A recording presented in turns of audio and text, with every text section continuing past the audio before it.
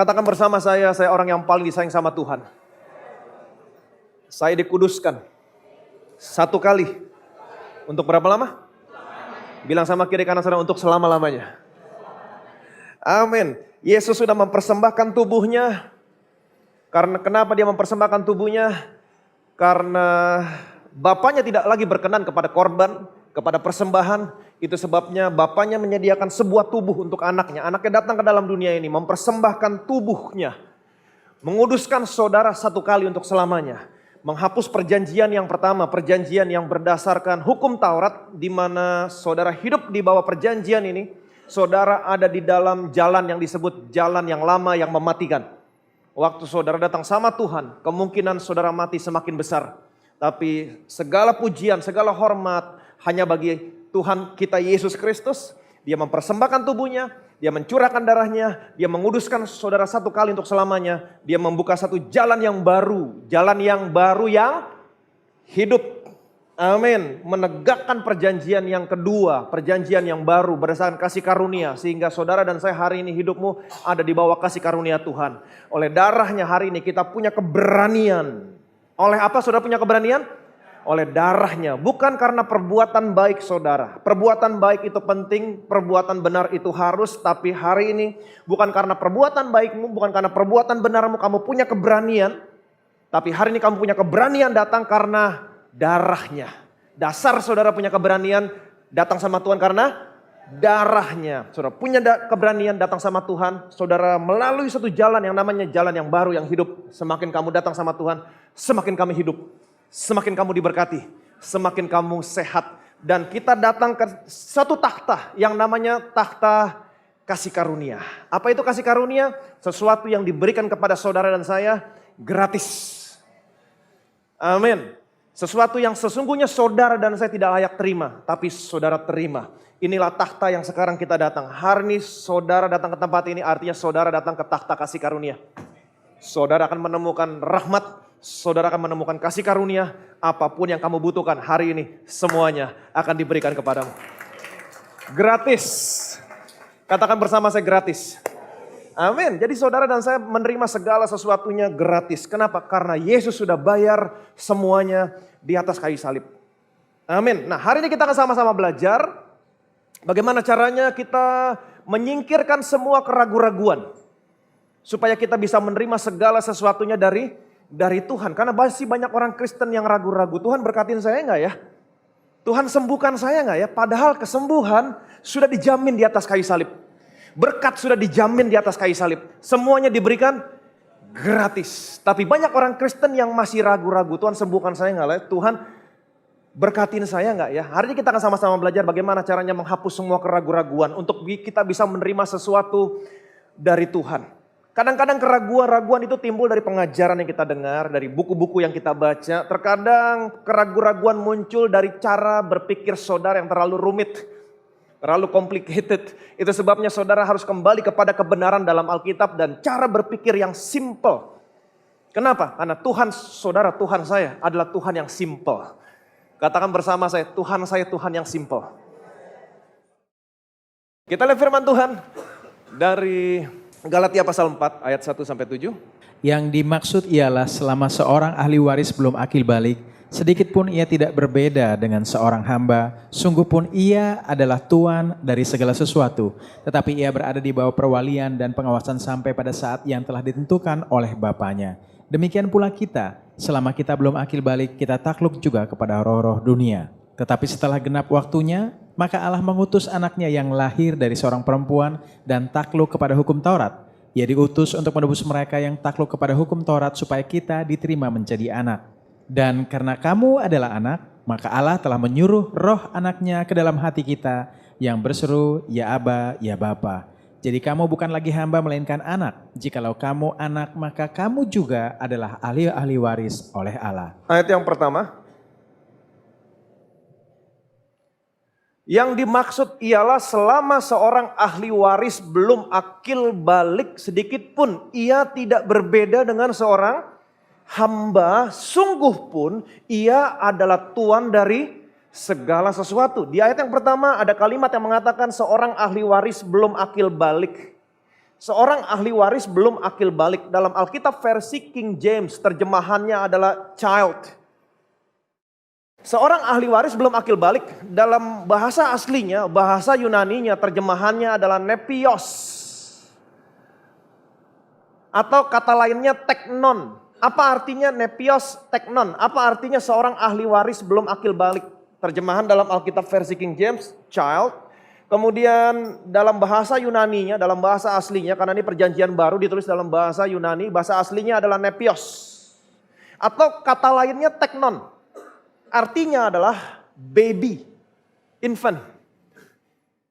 Baby, infant. Kemudian di ayat yang kelima, kita menemukan kalimat yang mengatakan supaya kita diterima menjadi anak. Ia diutus untuk menebus mereka yang takluk kepada hukum Taurat supaya kita diterima menjadi anak. Nah, kata anak di sini dalam Alkitab versi King James itu terjemahannya adalah sons.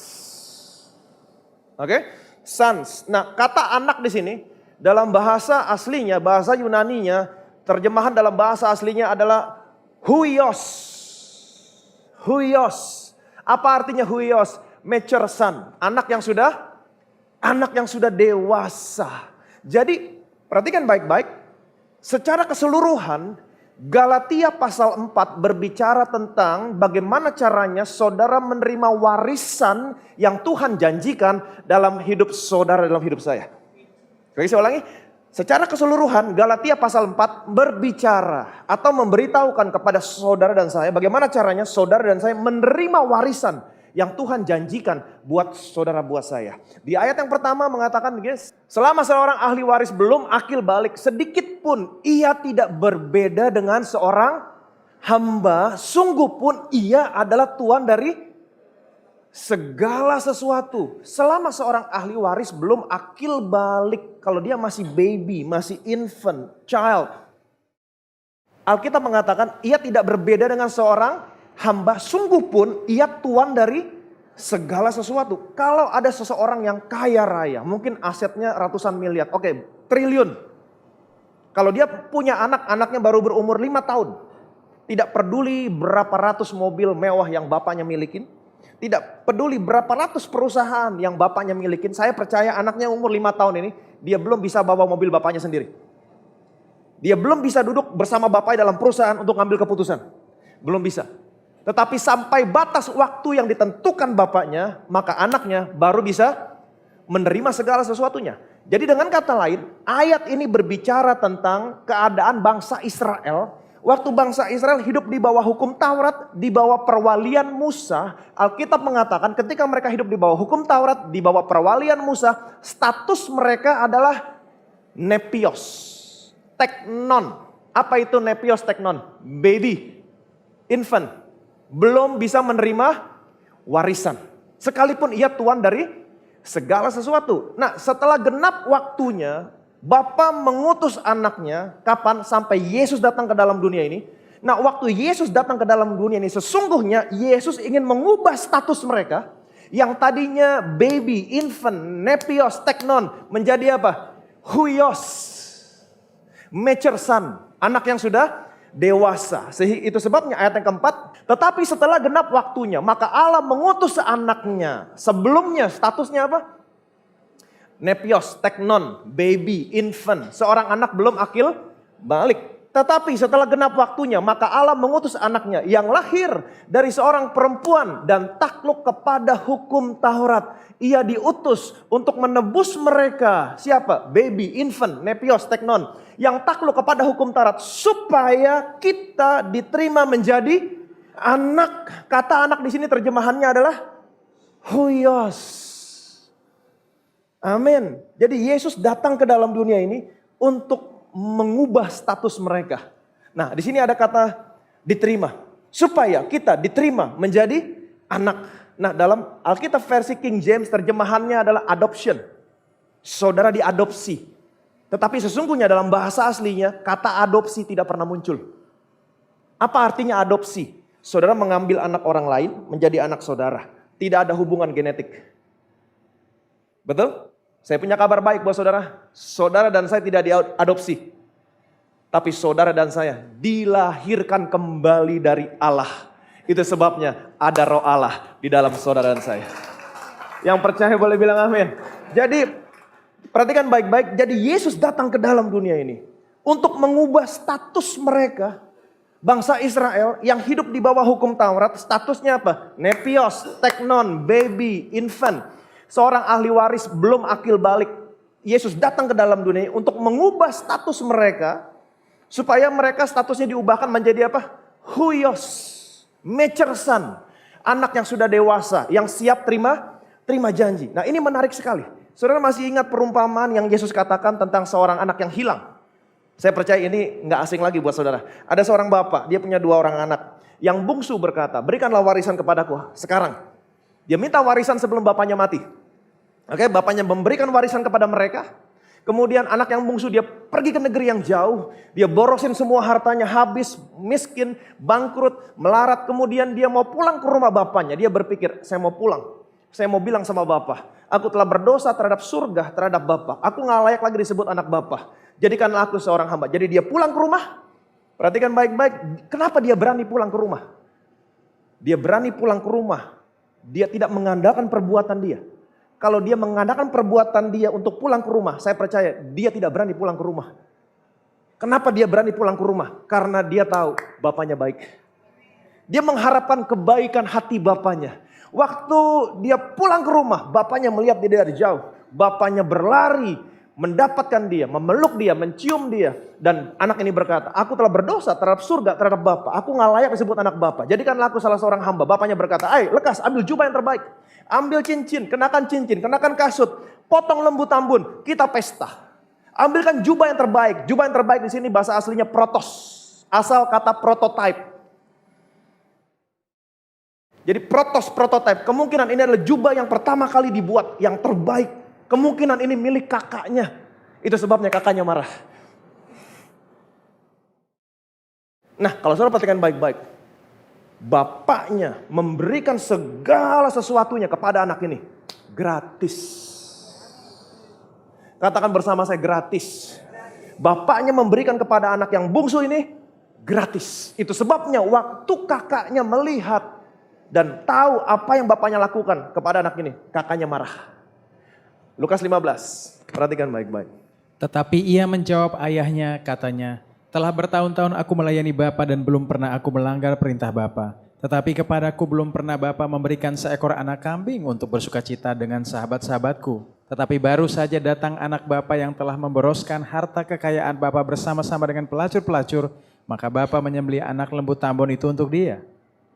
Waktu kakaknya mendengar segala sesuatu dan melihat apa yang bapaknya lakukan buat adiknya, kakaknya marah. Kakaknya bilang ini, Pak, bertahun-tahun saya melayani Bapak. Belum pernah saya melanggar perintah Bapak. Anak kambing aja Bapak gak pernah kasih.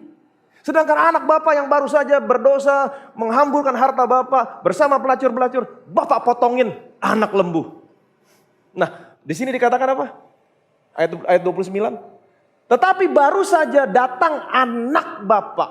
Anak Bapak yang mana? Yang bungsu. Kata anak di sini dalam bahasa aslinya adalah huios, anak yang sudah dewasa. Amin. Nah, perhatikan baik-baik. Kalau saudara perhatikan baik-baik, anaknya yang sulung, kakaknya, punya mental demikian. Ini mental kakaknya. Anaknya yang sulung berpikir, dia menganggap bahwa bapaknya akan memberikan segala sesuatu kepada dia kalau dia taat sama bapaknya, kalau dia nggak melanggar perintah bapaknya, maka bapaknya akan memberikan segala sesuatu kepada dia. Jadi sekali lagi saya ulangi, kalau saudara perhatikan baik-baik, kakaknya yang sulung ini, dia punya mental demikian. Dia berpikir, dia menganggap bahwa bapaknya baru memberikan segala sesuatu yang dia mau kalau dia taat sama bapaknya, kalau dia tidak pernah melanggar perintah bapaknya. Ini mental yang kakaknya milikin. Itu sebabnya dia menjadi sangat marah sekali waktu dia melihat bapaknya memberikan segala sesuatu kepada adiknya gratis. Di mana segala sesuatu yang bapaknya berikan gratis kepada adiknya merupakan sesuatu yang dia perjuangkan setiap hari dengan perbuatannya untuk dia mendapatkannya. Itu sebabnya dia marah. Betul? Itu sebabnya dia marah. Ini mental yang dimiliki oleh kakaknya. Nah, waktu kakaknya marah, bapaknya bilang begini. Kata ayahnya kepadanya, "Anakku, engkau selalu bersama-sama dengan aku, dan segala kepunyaanku adalah kepunyaanmu. Kita patut bersuka cita dan bergembira karena adikmu telah mati dan menjadi hidup kembali. Ia telah hilang dan didapat kembali." Kata ayahnya kepadanya, "Anakku, engkau selalu bersama-sama dengan aku dan segala kepunyaanku adalah kepunyaanku." Nah, waktu bapaknya bilang, "Anakku," di dalam Alkitab saudara nggak kelihatan bedanya.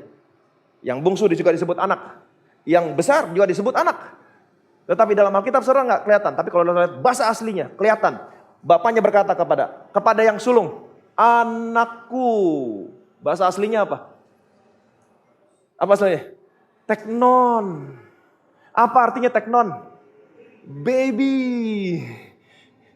Dengan kata lain, waktu anaknya ini marah sama bapaknya, "Bapak, bertahun-tahun aku melayani bapak, aku gak pernah melanggar perintah bapak. Anak kambing aja bapak gak pernah kasih. Sedangkan adik baru pulang berbuat dosa, bapak potong lembu tambun." Bapaknya bilang gini, "Anakku." Apa artinya anakku? Baby. Bapaknya bilang begini, "Anakku, my baby." My baby. Engkau selalu bersama-sama dengan aku. Kepunyaanku adalah kepunyaanmu. Betul, tapi saya gak pernah terima. Kenapa? Karena kamu masih baby. Kamu teknon. Kamu ahli waris yang belum akil balik. Kamu belum siap terima sesuatu. Kamu baby. Kepunyaanku adalah kepunyaanmu. Ayat yang ke-32, perhatikan baik-baik. "Kita patut bersuka cita dan bergembira karena adikmu telah mati dan menjadi hidup kembali. Ia telah hilang dan didapat kembali." Jadi saudara akan surprise kalau saudara mempelajari ayat ini. Anaknya yang baru pulang berbuat dosa, datang sama bapaknya, hanya menyadari kebaikan bapaknya. Bapaknya berkata, "Huyos." Bukan pegang sini ya, tapi pegang pundaknya. Huyos. Anak yang sudah dewasa. Ketika anaknya yang sulung menempatkan dirinya sebagai orang yang merasa layak untuk menerima dari bapaknya berdasarkan perbuatannya, bapaknya berkata, "My baby, infant." Anak yang belum akil balik. Kenapa? Karena kakaknya datang kepada bapaknya berdasarkan apa? Perbuatan baik. "Aku gak pernah melanggar perintah bapak. Aku selalu nurut sama bapak. Tapi bapak gak pernah kasih saya lembu." Artinya apa? Dia datang sama bapaknya dengan mengadakan perbuatan baik. Dengan kata lain, dia masih hidup di bawah hukum Taurat. Bapaknya berkata, "My baby, kepunyaanku, kepunyaanmu. Betul, kepunyaanku, kepunyaanmu. Tapi kamu gak pernah bisa terima. Kamu gak ada bedanya dengan hamba-hambanya yang lain." Tapi ketika anaknya yang baru saja berdosa, perhatikan baik-baik. Dia pulang, dia tidak mengandalkan perbuatan baik dia. Kalau dia mengandalkan perbuatan baik, saya percaya dia tidak akan pernah berani pulang. Tapi dia mengandalkan apa? Kebaikan bapaknya. Itu sebabnya dia berani pulang. Amin. Dia berani pulang. Bapaknya berkata, Huyos. Itu sebabnya bapaknya berikan, ambil jubah, ambil yang terbaik, ambil cincin, ambil kasut, potong lembu tambun. Dia siap untuk menerima warisan. Kalau saudara menempatkan dirimu di bawah hukum Taurat, menggunakan perbuatanmu untuk mendapatkan sesuatu dari Tuhan, maka Tuhan berkata, kamu bayi, kamu infant, kamu belum siap untuk menerima. Tapi kalau saudara menempatkan dirimu di bawah kasih karunia, Tuhan berkata, kamu huios. Kamu adalah orang yang siap untuk menerima janji Tuhan. Yang percaya boleh bilang amin. Sekarang pertanyaan saya, apakah ada orang-orang seperti ini dalam gereja? Ada? Saudara di rumah Bapak ini. Ada gak? Ada orang-orang yang seperti anak yang sulung? Kalau saudara sibuk meraih sesuatu yang sesungguhnya Tuhan berikan gratis sama saudara, saudara sama dengan anak yang sulung. Sekali lagi saya ulangi, kalau saudara sibuk untuk mendapat sesuatu dari Tuhan dengan perbuatanmu, sesungguhnya Tuhan berikan gratis, saudara sama dengan anak yang sulung. Nggak ada bedanya. Oke, sekali lagi saya ulangi, biar jelas. Kalau saudara sibuk meraih apa yang sesungguhnya Tuhan berikan gratis, saudara sama seperti anak yang sulung. Dan saudara akan menjadi marah sekali ketika saudara melihat orang lain lebih diberkati daripada saudara, sedangkan apa yang orang itu lakukan tidak lebih baik daripada apa yang kamu lakukan. Saudara akan menjadi sangat marah. Betul nggak? Sama seperti kakaknya tadi. Saya mau saudara mengerti sekarang, Tuhan berikan segala sesuatunya kepada saudara gratis. Gak ada yang bilang amin. Amin. Satu-satunya cara sehingga saudara tidak bisa menerima karena saudara mencoba membeli sesuatu yang gratis. Yang gratis gak bisa dibeli, Pak. Gratis ya gratis. Gak bisa dibeli. Amin. Bukannya perbuatan baik itu gak penting. No, perbuatan baik itu penting. Berbuat benar itu harus. Tapi jangan gunakan perbuatan baikmu, perbuatan benarmu, kamu andalkan untuk datang sama Tuhan dan bergen sama Tuhan. Tuhan saya udah begini loh, Tuhan saya udah begini loh, Tuhan harusnya begini, begitu bersama saya. No. Saudara infant. Kalau saudara punya sikap yang demikian, saudara baby. Sama seperti anak sulung. Berbuat baik itu penting. Berbuat benar itu harus. Tapi waktu saudara datang sama Tuhan, sikapmu jangan andalkan perbuatan baikmu, tapi datang sama Tuhan. Karena saya tahu Bapak saya baik. Karena saya tahu anaknya sudah menyelesaikan segala sesuatu buat saya di atas kayu salib. Maka saudara disebut mature son. Amin. Segala sesuatu diberikan gratis. Cuma-cuma.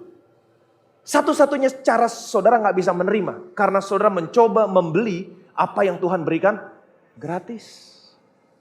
Termasuk kesembuhan. Saya akan menyentuh tentang kesembuhan sedikit. Kesembuhan itu gratis. Kita lihat firman-Nya. Kesembuhan itu gratis. Adakah seorang daripadamu yang memberi batu kepada anaknya jika ia meminta roti? Atau memberi ular jika ia meminta ikan? Jadi jika kamu yang jahat tahu memberi pemberian yang baik kepada anak-anakmu, apalagi Bapamu yang di sorga, ia akan memberikan yang baik kepada mereka yang meminta kepadanya. Ayat yang ke-9, perhatikan baik-baik. Adakah seorang daripadamu yang memberi batu kepada anaknya jika ia meminta roti? Jadi roti di sini berbicara tentang kesembuhan.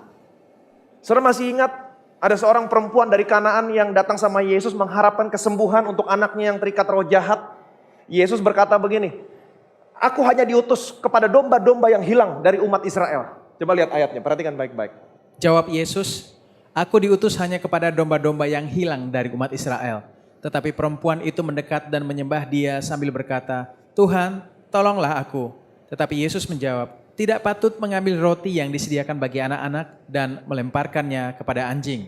Kata perempuan itu, benar Tuhan, namun anjing itu makan remah-remah yang jatuh dari meja tuannya. Maka Yesus menjawab dan berkata kepadanya, hai ibu, besar imanmu, maka jadilah kepadamu seperti yang kau kehendaki. Dan seketika itu juga anaknya sembuh. Amin. Jadi di sini ceritakan ada seorang perempuan Kanaan, dia datang sama Yesus mengharapkan kesembuhan untuk anaknya yang terikat roh jahat. Yesus berkata begini awalnya, aku diutus hanya kepada domba-domba yang hilang dari umat Israel. Tapi ibu ini berkata, Tuhan tolonglah aku. Kemudian Tuhan berkata begini, tidak patut mengambil roti.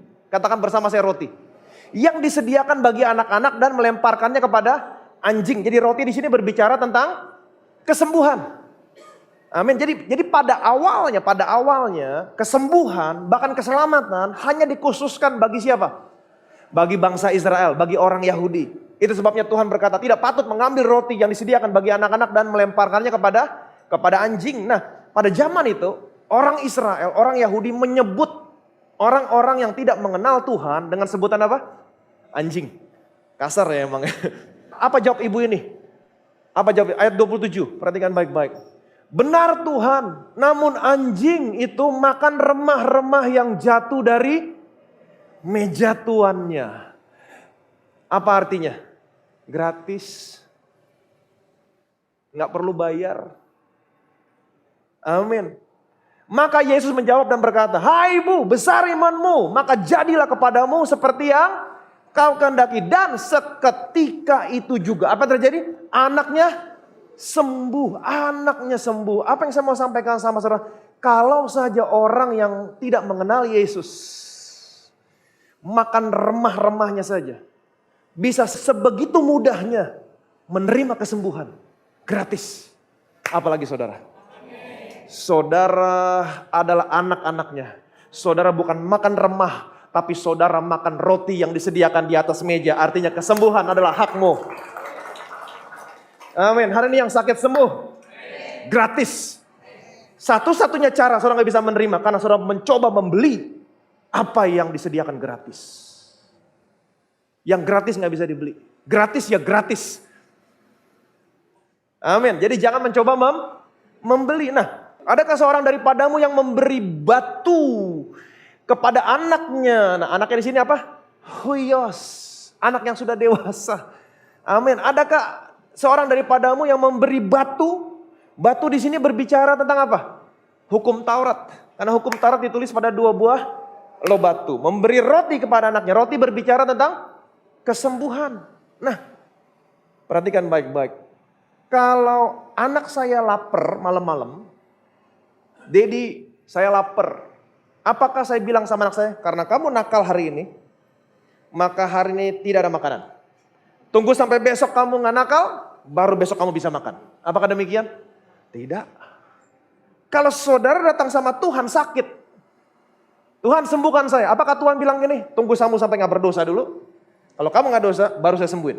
Apakah demikian? No way. Adakah seorang daripadamu yang memberi batu kepada anaknya jika ia meminta roti? Enggak. Sebaliknya ayat yang ke-11. Jadi jika kamu yang jahat tahu memberikan pemberian yang baik kepada anak-anakmu, apalagi Bapamu di surga. Pertanyaan saya, seberapa banyak di antara saudara yang mau anakmu sembuh? Apalagi Bapamu di surga. Seberapa banyak saudara mau anakmu sehat? Apalagi Bapamu di surga.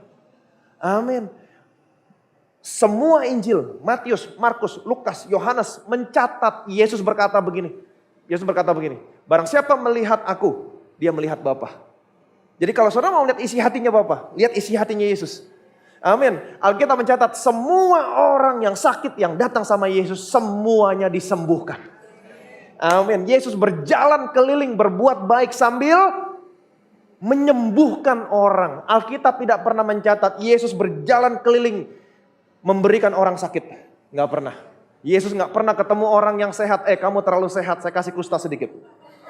No, Yesus berjalan keliling berbuat baik untuk menyembuhkan orang sakit. Semuanya disembuhkan. Hari ini yang sakit semuanya disembuhkan. Tuhan mau hidupmu sehat. Yang percaya boleh bilang amin. Nah, pertanyaan saya, waktu Yesus datang ke dalam dunia ini, adakah orang yang sakit tidak disembuhkan? Ada. Kenapa? Yang pertama, karena mereka tidak datang sama Yesus.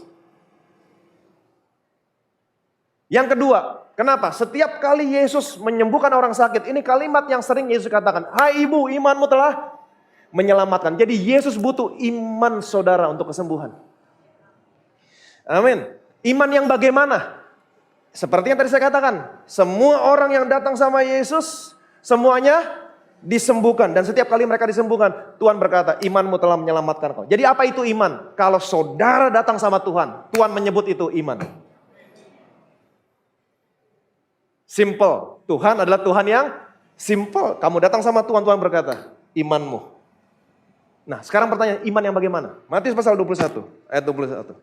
Yesus menjawab mereka, "Aku berkata kepadamu, sesungguhnya jika kamu percaya dan tidak bimbang, kamu bukan saja akan dapat berbuat apa yang kuperbuat dengan pohon ara itu, tetapi juga jikalau kamu berkata kepada gunung ini, beranjaklah dan tercampaklah ke dalam laut, hal itu akan terjadi."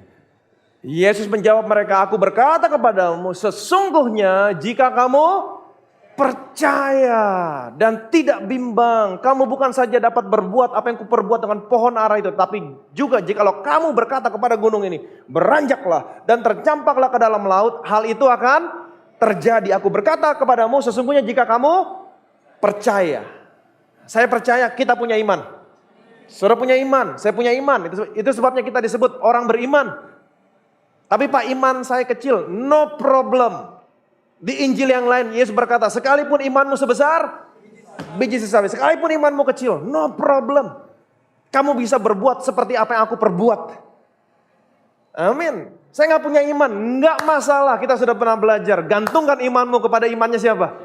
Imannya Yesus. Tidak ada yang mustahil buat aku yang percaya, kata Yesus. Dia serahkan tubuhnya di atas kayu salib. Dia rela dihancurkan. Kenapa? Karena dia punya iman. Dia tahu ketika tubuhnya dihancurkan, ada bilur, ada luka. Dia punya iman. Bilur saya menyembuhkan kamu. Gantungkan imanmu kepada imannya siapa? Imannya Yesus. Jadi buat saya sesungguhnya iman gak ada masalah. Kalau begitu sekarang apa yang menjadi masalah? Sesungguhnya jika kamu percaya dan tidak bimbang. Nah, ini yang kedua. Ini yang menjadi masalah, kebimbangan. Seperti yang tadi saya katakan, kebimbangan bisa timbul dari pengajaran yang saudara dengar, pengajaran salah, dari buku yang saudara baca, dari seminar yang saudara hadiri, tanpa saudara cross check lagi sama kebenaran dalam Alkitab. Kebimbangan bisa merupakan sesuatu yang menghalangi saudara menerima dari Tuhan. Apa itu kebimbangan? Saudara harus mengerti betul apa itu bimbang. Kata bimbang di sini, bahasa aslinya adalah diakrino. Diakrino. Apa itu diakrino? Diakrino berasal dari bahasa Yunani, berasal dari dua kata. Dia artinya by the way of. Krino artinya pronounce, judgment, use the law. Saudara menghukum dirimu dengan menggunakan hukum Taurat. Perhatikan baik-baik. Diakrino. Barang siapa percaya dan tidak bimbang, perhatikan baik-baik, maka kamu sanggup berbuat seperti apa yang aku perbuat. Tidak bimbang. Apa itu kebimbangan? Dia krino. Dia by the way of. Krino pronounce, judgment, use the law. Saudara menghukum dirimu dengan menggunakan hukum. Itu arti kata bimbang. Kenapa orang bimbang? Karena saudara menghukum dirimu dengan menggunakan hukum Taurat. Jadi dengan kata lain Yesus berkata begini. Jadi barang siapa percaya dan tidak menghukum dirinya dengan menggunakan hukum Taurat, maka kamu sanggup berbuat seperti apa yang aku perbuat.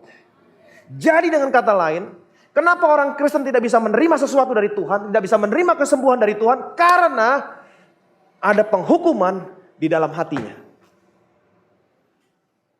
Penghukuman menimbulkan kebimbangan.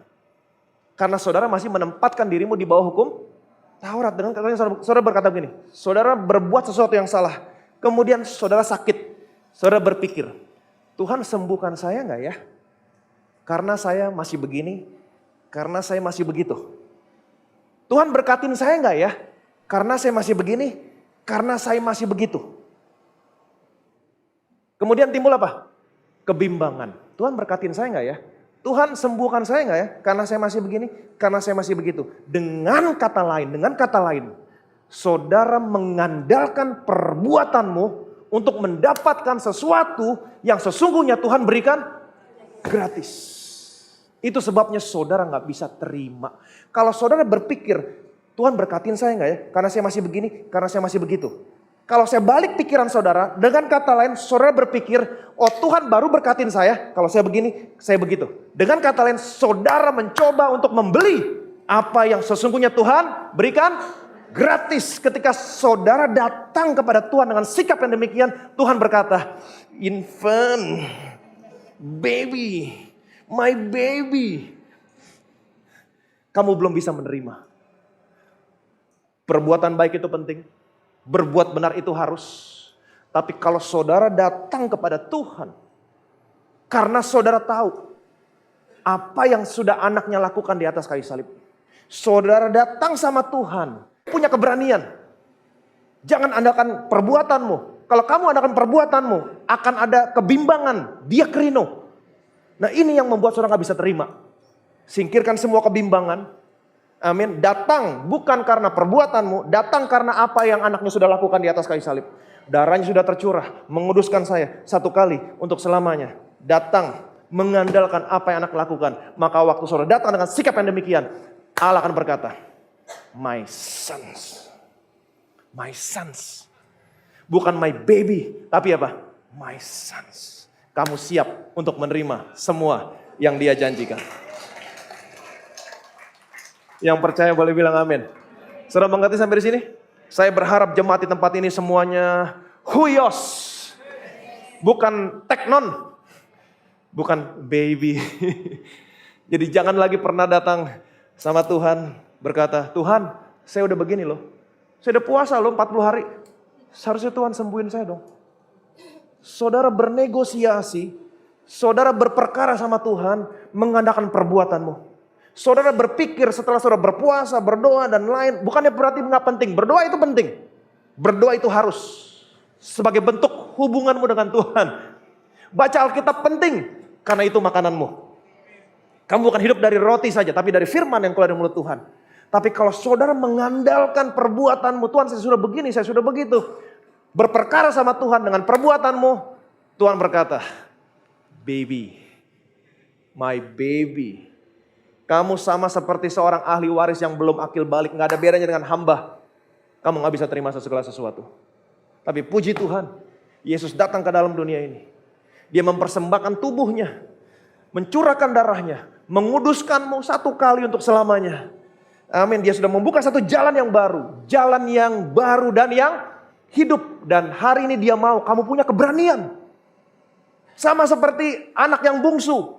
Kalau dia pulang ke rumah bapaknya. Dengan mengandalkan perbuatannya. Saya percaya selama-lamanya dia tidak akan pernah berani pulang. Karena dia hancur-hancuran. Tapi dia tidak mau mengandalkan perbuatan dia selama ini yang hancur-hancuran. Dia mau mengandalkan kebaikan hati bapaknya. Waktu dia pulang, mengandalkan kebaikan hati bapaknya. Bapaknya berkata, my son. Apa yang terjadi? Waktu dia melihat kebaikan bapaknya membuat dia perbuatan baik akan muncul. Tapi anaknya yang datang sama bapaknya, aku gak pernah melanggar perintah bapak. Aku selalu nurut sama bapak. Kambing aja bapak gak pernah kasih. Dia berperkara sama bapaknya berdasarkan perbuatan dia. Dan bapaknya berkata, my baby. My baby. Dia gak bisa nerima.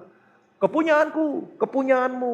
Betul, bapak boleh ngomong kepunyaanmu. Kambing aja bapak gak pernah kasih. Nanti tunggu waktunya. Kenapa? Karena kamu masih baby. Sudah mengerti sampai di sini?